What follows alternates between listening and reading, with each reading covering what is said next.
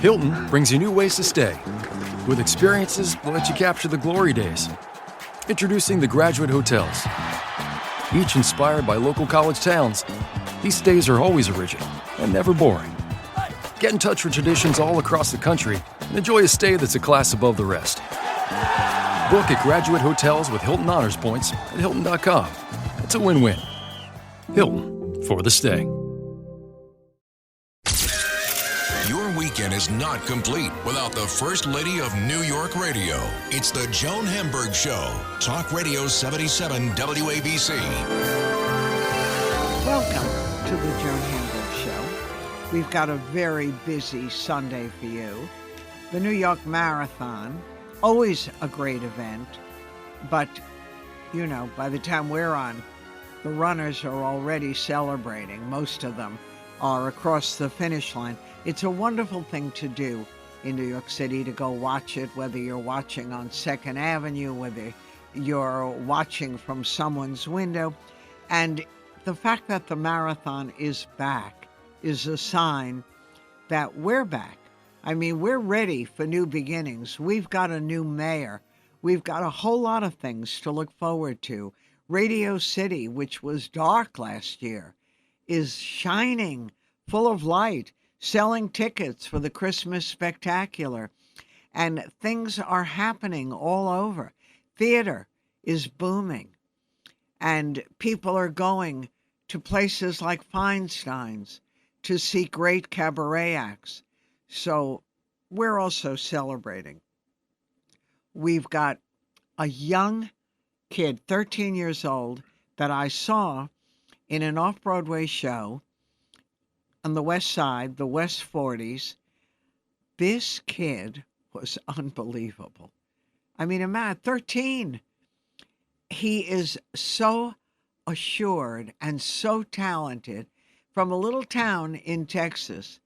And the casting people found this kid, and this kid found them, and everyone's life involved in this production called Trevor changed forever. I mean, this kid still can't believe it at 13, from high school productions or lower school productions, now to be just a few blocks off Broadway and getting unbelievable acclaim. The show is in preview and about to open. So I was so fascinated with this kid, and even the story of his family, a fireman daddy, a nurse mom, you know, that this kid, they don't sing a note, came into their lives, and how they had to change their lives. The mother moved to New York, of course, so the kid can have this opportunity of a lifetime. Anyway, he's one of my guests, and I think you're going to enjoy it. In this case, a star is born as a young boy. And then a star from the time she was like 12 or 13, even younger, Sarah Brightman. Oh my gosh, this woman can sing, and she can act, and she can direct and produce and dance. She's got an incredible range. Sarah Brightman, remember? She was in Phantom of the Opera, all kinds of major things. And she's coming into our area to do a Christmas show, which makes all of us very happy. It's reassuring and reaffirming, and people are out and about and doing their thing. And the art fair has opened at the Armory in the 60s and Park Avenue.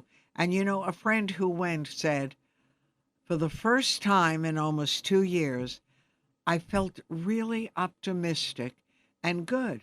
People were looking at art and enjoying themselves and laughing and talking. And I saw people I haven't seen in almost 2 years. And it made me feel that everything is going to be all right. If you've never been to one of these giant art fairs, I mean, for me, it's like a kid looking at F.A.O. Schwartz's and at candy stores. Don't touch, just look. It's very hard. If you're very wealthy, you can buy. Art has become a huge commodity, and the investment community has turned to art, even during bad times, as an investment that keeps on increasing. But this show is so much fun to see. And if you're there, my friend who's a wonderful art dealer, Bernard Goldberg, go look up his booth and go say hello. You will see wonderful, not so much abstract or the kind of thing that a lot of, very young Wall Street kids are buying. And when you say, well, tell me about this painting, and I had a kid, not a kid, like late 20s, 30s, I don't know what it's about, but it's a good investment. There's some gorgeous things, though, at this show. It's one of the great pleasures in New York when it comes in. So go see it. And then you can just take yourself up to Madison Avenue or Lexington Avenue, start heading uptown, find any one of innumerable restaurants where you can sit outside if it isn't too cold. I still like to do that. They all have heaters and they all have good space, and enjoy a really nice lunch. And you'd be surprised how friendly New Yorkers are. They're very happy to talk to you, and everyone sitting outside brings their dogs. You never saw giant dogs. You live in New York City. What are you doing? The Newfoundland mix, all these doodles. They have Newfadoodles, Pyrenees doodles, one after another, and perfectly well behaved, sitting under the tables. I had mentioned talking to someone, one of my interviews, that everything, you can go anywhere, bring your dogs, don't bring your cats, but bring your dogs, and just enjoy and feel free to wander up the street and just shop for all kinds of good things. It's fun even to window shop at this point. Anyway, I don't want to take up too much time because we have such a good show for you. And we're going to tell you, in addition to great guests, where you can get mail order turkeys and hams and good things for the holiday, plus all the signs of life that the city is coming back. Whether it's the Rockettes, no matter what, it's the theater, take advantage. Now's the time. So enjoy the Joan Hamburg Show. We do it every Sunday starting at 2 o'clock. And don't forget our podcasts. Please, we podcast the show, Let Me Tell You, is our original podcast. And you can see us on Facebook, on Twitter, on Instagram. We're everywhere. So enjoy. I'm Joan Hamburg, and our Sunday show straight ahead. The First Lady of New York Radio. This is Joan Eats. A lot of people during the pandemic got in the habit of having food shipped right to their front door. So why not turkeys? Listen to some of the things I came up with. You can get a fried turkey. Believe it or not, they are delicious. You can get a smoked turkey. You can get a honey-baked turkey or a fresh turkey raised on a small farm. Right in Wittenberg, Wisconsin, Nueske, Nueske, apostrophe S, since 1933. Their applewood smoked meats, bacon, ham, sausage, poultry. I'm telling you, if you're a bacon person, they have the best bacon. And they're doing whole smoked turkeys for Thanksgiving. Really good. Juicy, flavorful, fully cooked. Heat it or eat it at room temperature. If you don't have room in your oven, this is a good way to go. And a 9-pound one is $62.99. A smoked whole turkey, again, 11 pounds, a little more. And they have turkey breast. It's a good place to order from. 800-382-2266.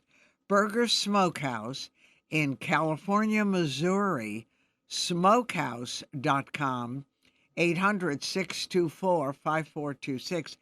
My neighbors on the east end of Long Island, they love this ham from this place. And this place goes back to 1927. A rural farm family in Missouri perfected curing the perfect ham. Now it's third and fourth generation. So my neighbor orders like a whole half of ham for the two of them. And of course, they can't eat it. So, hello, I'm down the road. And they come over and give me the ham. And they give me the ham bone. And I make the best split pea soup you ever tasted. But their turkeys, which take them about a week to make, the hickory smoked whole turkeys, are really delicious. This is a good company to know about. And they offer 2 turkey discounts. Check it out. Burger Smokehouse, 800-624-5426. The Honey Baked Ham Company, no secret, you all know it. There are 450 locations. Their spiral honey ham is out of this world, and they do a good job with turkeys and turkey breasts. They've got a lot of stores, and they deliver. Honeybaked.com. And here is one of my favorites. Unfortunately, she moved out of Brooklyn, but Jive Turkey does a crispy, deep-fried turkey that is incredibly delicious. They sell online all over the place. The owner is Arika Westbrooks, and she said there's a shortage, actually, of turkeys, but she's hoping to have a lot to do for Thanksgiving. They come in 15 different flavors. They remain refrigerated for up to 4 days. I am crazy about it.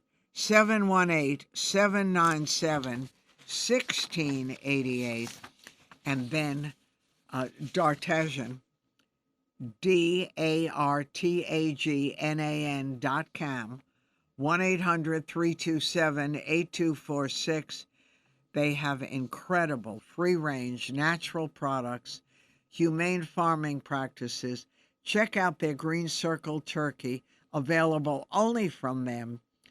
It's raised on a free-range, wholesome grains, all kinds of wonderful vegetables. This is top-of-the-line place. Check it out, 1-800-327-8246. Early happy Thanksgiving. You don't want the work, you're willing to spend a few dollars, this is the way to go. Taking you behind the curtain, it's the Joan Hamburg Show. Talk Radio 77 WABC.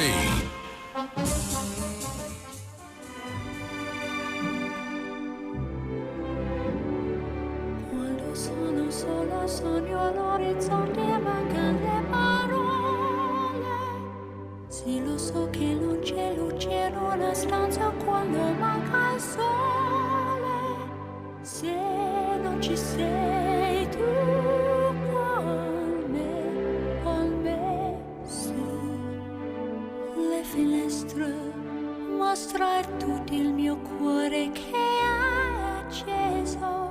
Chiudi dentro me la luce che ho incontrato per strada.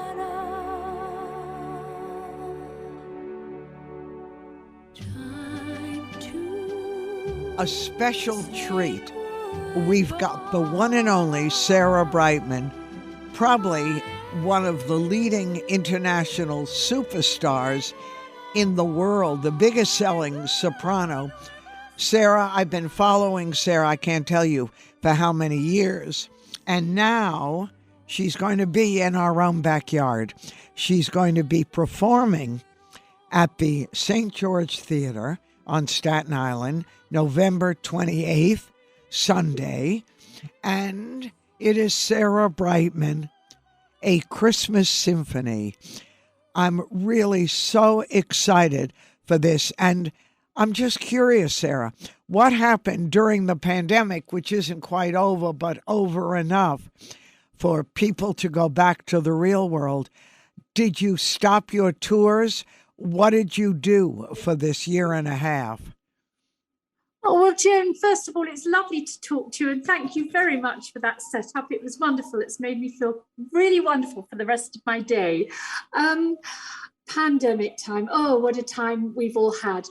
Do you know, at the beginning of it, I was in the middle of a world tour, my tour was called Him, and I had to stop. But luckily, I did get over to the United States to do it. And I was in Canada and also some some of it in South America. So I got some of it done. Oh, also Japan. But when the pandemic started and we all started to be locked down, I just remember thinking, what can I do that's useful to myself and useful to other people during this time? So my mother, she's quite vulnerable, and so is my brother, and they live in the south of England. So at weekends, I would go down there to help with food packages, medical supplies, all the things that they needed, and some support sort of on the outside there. And in the week, I went into a bubble with my singing coach over here that I work with, and I did a wonderful retrain and refresh of my voice. So those were two of the many things that I sort of managed to do during this time. And your voice has always been extraordinary. And you started as a kid, right? You were just a young girl. You joined a group. You've done all kinds of things. Was it a family thing? Did the family say, go for it? Do you know, I was very lucky. You know, I grew up sort of as a child in the 60s, and going into the arts, unless you were either going in to just be an opera singer or be a ballerina, or it was very specific. Obviously there was sort of musical theatre at that time as well, but I think the chances weren't as varied and sort of ways of getting through weren't as varied as they are nowadays, not so accepted. So I was very lucky that my parents were very supportive of the talent that I had, because, you know, a lot of parents then in England would have said, well, you know, really you should do a job, get down and do a proper job, and not be going into the arts. And so I was very lucky with the way that my parents were and their thought of all of this. So I got the right training at a very early age. And that was obviously what my destiny was meant to be. Right. And you followed it through. But tell me about a Christmas symphony, which is what you're doing at this moment. Do you know, it when in the middle of the pandemic, when we'd been locked down yet again in London, just before, you know, sort of nearer to Christmas, I wanted to do something which sort of do some sort of performance which would make me feel good, employ some musicians, and because everyone was suffering, and just try and give my fans or anyone that cared to sort of watch and listen a sort of good experience at that time of year. So I invested in putting together a Christmas show, and sort of and put that together in a beautiful old church in London. And we all got together and just did this show, and we got an overwhelming response for it.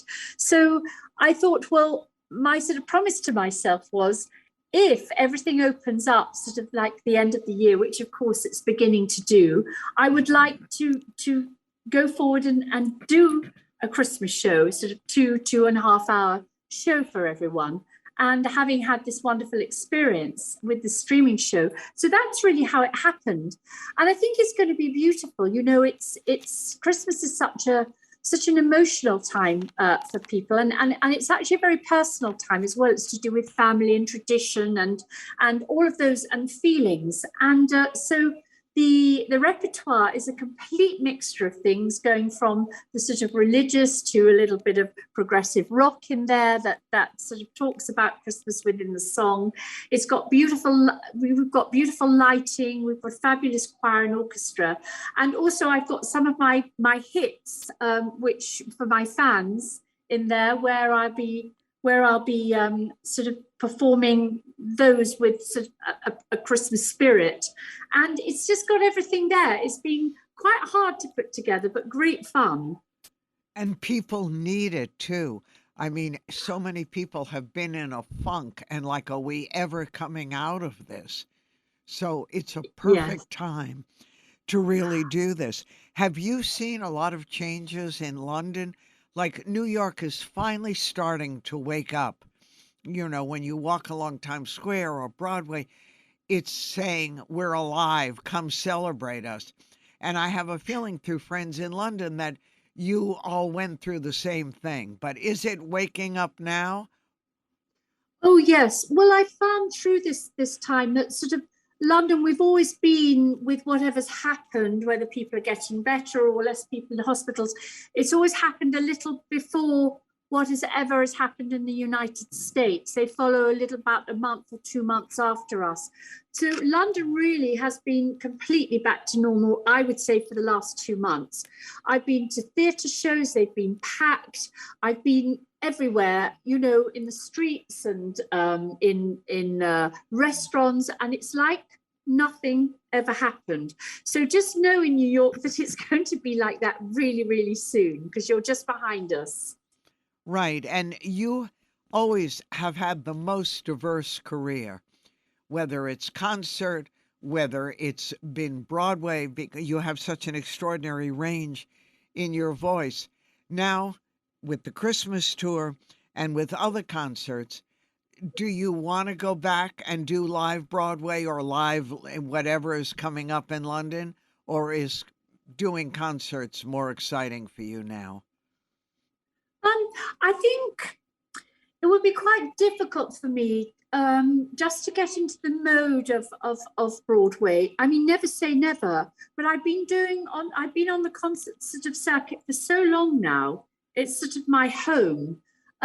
So if something came up that I felt I could get my head around on, you know, in a musical or in a straight play or whatever, I'd be very happy. I think it would be wonderful, but it would be now a different experience for me after not doing it for many, many years. I know, but you would come back immediately. You have that still gorgeous voice and this amazing career. And Andrew Lloyd Webber, with whom, what was it? Was that actually your first show was when you were like 13, right? Yes, it was 11, actually, I think. Right. And then Phantom. Did you know Andrew Lloyd Webber before you did Phantom? Did you know him when you were in Cats? Yes, because I performed in Cats, in the original of Cats, so I knew him before that. Right. And he had a profound effect on your career, too, in the early days. Yes. And I had a profound effect on you his. Did. Absolutely. And I mean, Phantom is probably one of the biggest musicals that have ever been. And so I think both of us sort of, that experience together was an amazing one and opened up so many things in the future.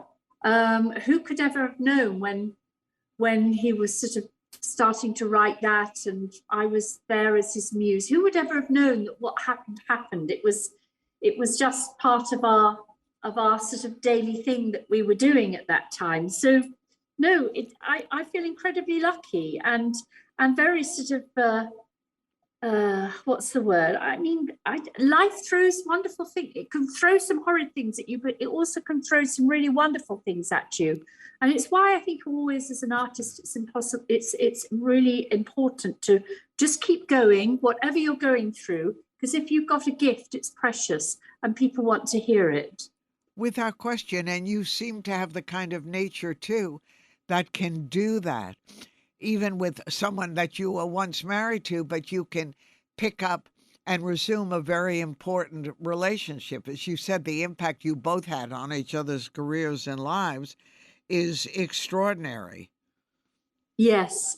And that's a wonderful thing. So, you know, it's lovely. We're good friends. We actually, when I'm in London, because he lives in London full time and I don't, we only live around the corner from each other. So we both have dogs. So we walk our dogs together sometimes and it's all, everything's good. Right. The dogs are the world's best mediators. Oh, they're brilliant. I know. We can forgive everything once we walk our dogs. So exactly this tour, and I want to remind all of you that Sarah Brightman, A Christmas Symphony, you can go to Ticketmaster.com or go to St. George Theater box office. And right here at the theater on Staten Island is November 28th on a Sunday. And once you finish this holiday tour, which we're all hungry for, what's on the very busy Sarah Brightman plate? Do you know, many wonderful things have happened because, of course, we've all had time to sort of reflect and work out what the future's going to hold. So I've got lots of surprises coming up. Well, I'm looking forward not only to the concert, but to seeing what else, all the amazing things that you do and that you record. I appreciate your being with us. Thank you, Sarah. Have a wonderful holiday. And here's to a better world filled with the gorgeous sound of music and holiday celebrations. Take care. Thank you, and you, Joan. We'll talk again. And I'm Joan Hamburg. You're listening to Sarah Brightman on WABC. More to come. Stay right here. Swirling mist upon a vast glassy lake.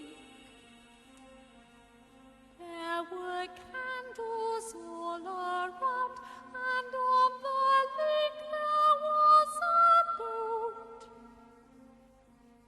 And in the boat there was a man.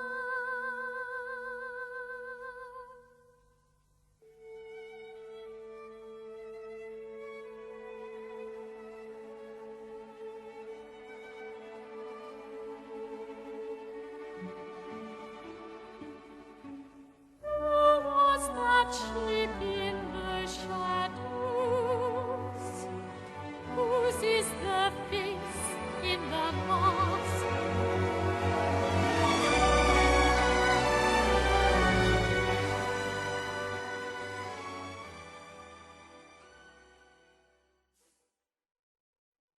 Taking you behind the curtain.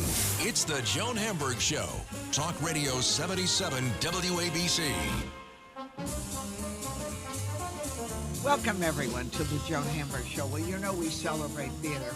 And recently, I went over to Stage 42 to see a new musical that's getting a lot of buzz, off-Broadway musical. A lot of my theater friends have been talking about it, and it stars a 13-year-old, Holden William Hagelberger, who is from Sugarland, Texas. Now, truthfully, I had never heard of Sugarland, Texas, but that doesn't mean a lot. But I'm curious, and I have Holden here and his mom. He's about to open, and the show is in previews now. It's called Trevor. Trevor, a new musical. So, Holden, I'm so happy to see you. Bravo for your performance. Thank you. And, you know, I grew up not that far out of New York City many, many years ago, and theater was very much a part of my town. It was a little town, but we would come into Manhattan, go to the neighborhood playhouse. I'm curious, a town like yours, which is small, was theater a big part? Did you start getting involved as a little boy? Yes, I started theater when I was 8 years old, and I've done over 20 productions at a community theater called Inspiration Stage. In your town? Yes, in Sugarland, and I've been doing theater for almost 5 years. Well, that is really impressive. But when it comes to something like Trevor, how did you even know? Doing all the local theater, were you hooked up to agents or managers or anything like? How did the family even know that they were looking to cast a show for a boy your age? So, I had done like little acting stuff, like little acting classes, and then I had auditioned for an agent, and then I got Just like that, how did you even know what agents to audition for? We were just trying to find agents, just trying to find as much agents as we could. And we kept auditioning, we got some declines, and then finally we got an exception from Stewart Talent. And then after that, we got an audition for Trevor the Musical. And then that whole audition process. And you auditioned by video? Yes, my first audition was on a Zoom meeting with the casting team. Then I got a call back saying that there was an in-person audition in New York. And then after that, we got back home, and then we got the phone call from my agent saying that I got the role. Well, I'm curious. Your mom happens to be here, And you wonder, and I'm going to find out from Shani, who really the whole family had to be involved in this. So when your 13-year-old suddenly gets a New York part with a major group of producers and everything, what was your reaction? Like, how could this happen? Or are we going to go for it? Well, we always, my husband and I, who today is his birthday, so happy birthday, we always promised, we discussed it as a family, that if this ever was afforded to Holden, if he was ever gifted an opportunity, we would do what we could to make it happen. It's very different when that opportunity is staring you in the face. Right, it's real. Exactly. So we had a family discussion, and he, of course, wanted to go for it. Of course. So I quit my job and we moved here. You're kidding. No. That was a big thing. But what about the rest of the family? Are there siblings? There are no siblings. It's just me and my husband and Holden. My husband is a firefighter, and he also has a second job as a home inspector.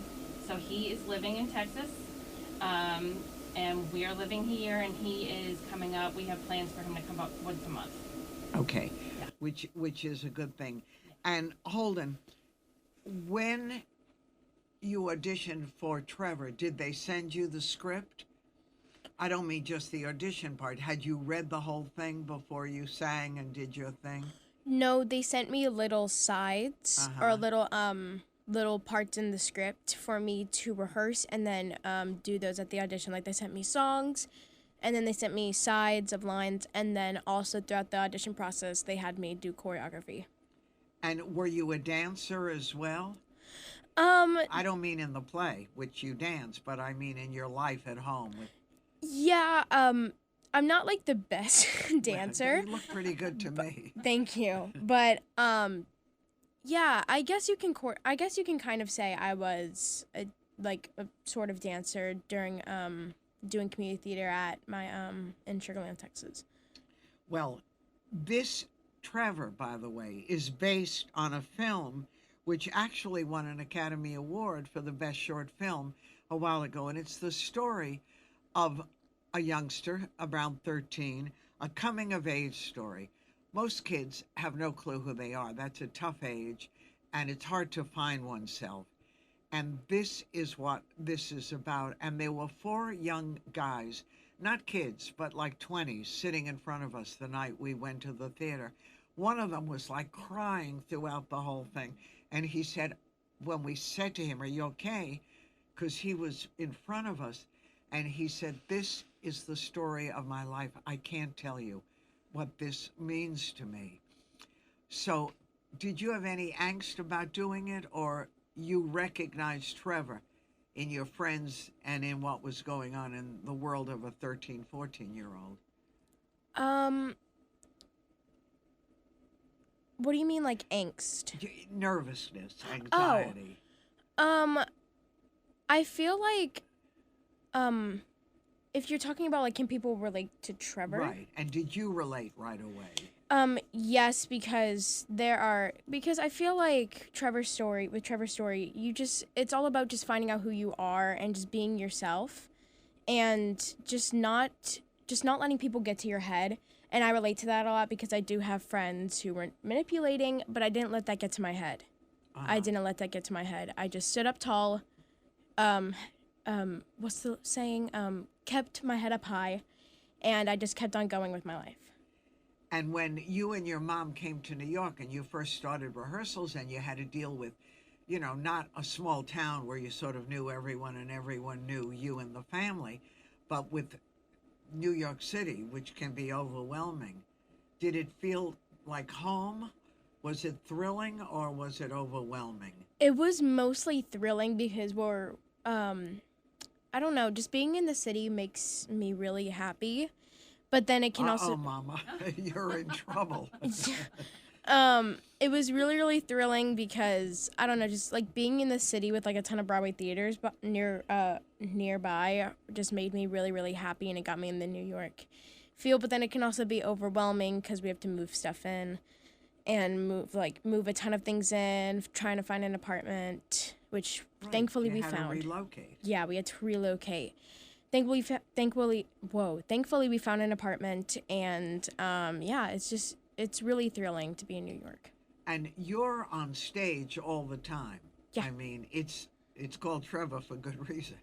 Trevor's there 24/7. Yeah, I never leave the stage unless I'm changing a costume or I have like a 20-second break and I'm back on stage. A lot of lines for anyone to remember. And how did you deal with that? So I rehearsed them at home, but I mostly memorized them throughout the rehearsal process, having to do one scene over and over again.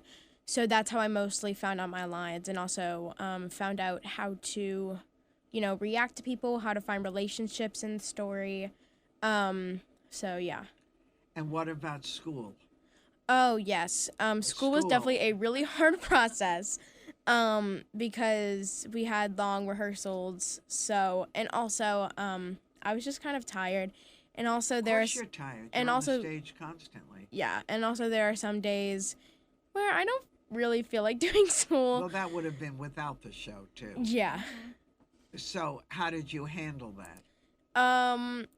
Well, there were some days where I didn't really want to do school, but then I really had to do school, so I would just have to do school before rehearsal, and they also have a tutoring thing. But There's a lot of kids in the show. Yeah, but I did need rest, so I ended up staying home and doing it. So so I mostly stayed home and did tutoring. And voice lessons too. I did voice lessons in Texas. Right, that as part of your. Yes. I did voice lessons in Texas. And then now I do learning the music from Trevor. That's also how I find out how to sing. The music director will tell me to open my mouth wider or loosen, don't do as much volume here. So it really does help me too. And when all this was happening, Shani, I mean, you moved from home and left all familiar things behind you. How was it for you while Holden was rehearsing all the time and really busy in his world? Was it a huge adjustment, or? It was, and it kind of still is. We were living in a hotel for 3.5 weeks. That's not easy. That was pretty difficult. So I would hit the streets and just start walking and looking around. I made my way to Central Park and did the loop a few times just to try to get out in the air and the sun, but once we got an apartment where we can cook and feel like home. It's been a bit better. The parents of the cast members have been really, so you're a community. Yeah, been really just anything, just constantly checking on me, make sure if I need anything. No, it's very hard to leave a community, friends, your husband, the whole family. Yeah. But soon New York will feel like home, and that's when it's going to become, because you may not want to go back. Yeah. He definitely does not want to go back, I have a feeling. So I only want to go back to see Dad, see Jake, and also see my friends. But then also I really love the city. So I know. Well, it's a great city to love, especially if you're a theater kid. Yes. And this is what's in your DNA. Now, how did that happen? Do you sing and dance? Does your husband? Absolutely. So you mean this kid just started singing at like a little boy? So I saw an advertisement for a show at the community theater. We took him. How old was he? He was 8. I was 8, and also I loved High School Musical, so that's also why I started singing a ton of songs from there. So then we saw the first show, and then they were advertising for Flat Stanley Jr., so he wanted my husband to come with us, and so we went to see that one. And then they were advertising for auditions for Madagascar Jr., and at the end of the show, Flat Stanley, he runs to the front because all the cast members come down and they take pictures. And I overhear him telling the kids, "Hey, I'll see y'all, I'm going to be in Madagascar." And one of the kids turns around, he's like, Who's that? Who was this kid? And he's yelling at Holden going, you know you have to audition. And Holden's like, I'm going to be in it, and walks out the door. And that was, he went and auditioned, and he got a part, and then he's auditioned for, 30, he's been in 30 productions with them. And both of you looked at this kid and said, where did he come from? Absolutely, because I could never do what he does. And to see him in Trevor, it's amazing that he's here doing this. It's pretty spectacular. And he owns the stage. Absolutely. How'd you get so confident? Every 13-year-old is going to want to know that. I don't know. I guess it's just, it's really just believing in yourself and just knowing that you are the best, and just knowing that you, just being you, it just makes you, I just lost my track of thought. But I guess it's just don't let other people's words get to your head, and just believe in yourself. And you've been that way for a long time. Yes. And when you did your first preview, was there nervousness connected with that? Oh, yes. Backstage, I was just like, oh my God, like I'm actually so nervous. And also it was our first live audience. Right. So it was really, really crazy. But then whenever I was sitting backstage and I just felt the energy from the audience. And when the music started, I was like, all right, I got this. And then the show began, and I was just having the time of my life. So once you were out there, it was home. Oh, yeah. Like, once I got out on that stage, all the nervousness just went away, and I was like, I got this. And then the curtain call, a thrill? Yes. I cried on, of course, on, I think, my invited dress, because I was so overwhelmed with emotion. Like, I was like, this is like, because I've been working so hard for this, and then the fact that it's actually happening is literally insane. So I was just so overwhelmed, and I just started crying backstage, and it was crazy. Well, you did a really great job. You're doing a great job. Thank you. The play is Trevor, a new musical at Stage 42, and Holden is on for the entire time. He sings, he dances, he acts, and he's going to hold you right in the palm of his hand. So get a ticket and enjoy. And don't forget, this kid, there were over 1,300 auditions. And from a little town in Texas, his fate took hold of him. And now you can all enjoy and all share. Thank you all for coming in. I'm Joan Hamburg, and you're listening to WABC. More ahead. Stay tuned. The First Lady of New York Radio. This is Ask Joan. All right, guys, I see that we're almost at the end of the show. I will tell you, having been out and about and literally freezing because I'm still crazy enough to want to eat outside and not go in, and the frost was definitely on the pumpkin this week. It was cold, even with heaters, but the city was absolutely bustling. And if you walk along Madison Avenue, so let's say starting around 60th Street and go up through the 80s, even the 90s, there's one structure after another in front of restaurants. Look like Europe. And people are sitting outside and laughing and talking and drinking and having a really good time. One restaurant after another. We actually took friends for a birthday celebration to the Mark Hotel. They have a great outdoors. The service was so fabulous. The food was so good. We sat there for over 2 hours. It was great, absolutely great. And then you just walk uptown on either side of Madison, and all of these restaurants are welcoming and happy to see you. So it's definitely coming back to life. In fact, today, now, I mean, we're well into it as we're on the air, the New York Marathon, the New York City Marathon. Don't forget, we missed that. And then the Christmas Spectacular opened on Friday. Don't forget, last season, because of the pandemic, it was closed. 69 million people since it made its debut in 33. And when I was a kid, we never missed a holiday. My parents took me. I was so excited to go to that show. And when my family comes in from LA, I take my granddaughter. We all go. Again, it's one of the great shows. And you can find out it's going to be through January 2nd. You can get tickets. Go to Rockettes.com/Christmas. The show is only 90 minutes, which is perfect for kids, and it has no intermission. We actually found tickets as low as $49, and if you go online and get it, there is a service charge. So Rockettes.com/Christmas will tell you once you go on all about the discounts. The box office on 50th and 6th Avenue is open Monday through Saturday, 10 to 6. You have a question, 212-465-6225. If you get them from Ticketmaster, they're going to give you a service charge. So, they do a good job, but there is a service charge. I'm just telling you. Radio City, they do have COVID restrictions.